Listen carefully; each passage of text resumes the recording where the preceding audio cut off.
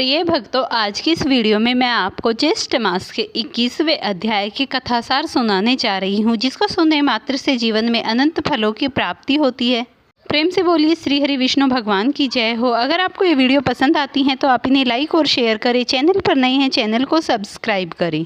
दत्तात्रेय जी कहने लगे, हे राजन सुनिए, मैं आपको एकादशी व्रत के महात्म्य को सुनाता हूँ। हे राजन, 10वीं तिथि को ही मांस मदिरा का भोजन नहीं खाना चाहिए, ना ही प्याज और तामसिक भोजन का सेवन करना चाहिए और न ही शरीर पर तेल धारण करना चाहिए। एकादशी के दिन सुबह ब्रह्म मुहूर्त में उठकर स्नान आदि करने के बाद पूजा करें और भगवान विष्णु का ध्यान करते हुए अपने व्रत का संकल्प करें। मन में किसी भी प्रकार की द्वेष ईर्ष्या न हो। एकमग्न होकर भगवान श्री हरि विष्णु का ध्यान करें और विष्णु सहस्त्र नामावली का जप करते रहें।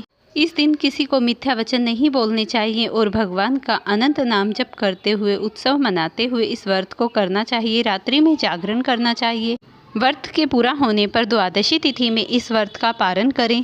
द्वादशी में पारण करते समय ब्राह्मणों को भोजन कराना चाहिए। अगर असमर्थ हो तो 12 ब्राह्मणों को अवश्य ही भोजन कराना चाहिए।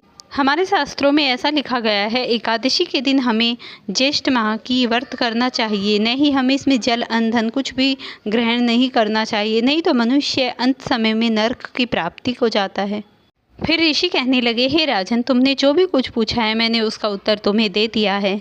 तब राजा पुलिंद कहने लगे कि मेरा शरीर जर्जर हो गया है, इसके सार को मुझे ठीक ठीक बताइए जो मैं इस व्रत को कर सकूं।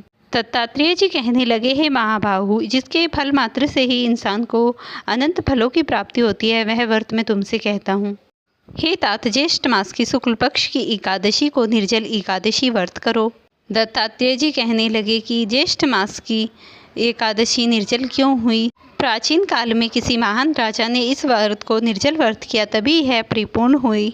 राजा पुलिंद को ये सभी बातें बताकर दत्तात्रेय जी चले गए।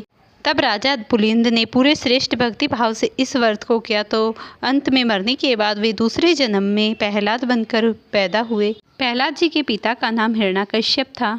तब ऋषि बोले, हे भीमसेन, मैंने तुम्हें जो ये व्रत बताया है, इसके करने मात्र से ही इंसान को मोक्ष की प्राप्ति होगी।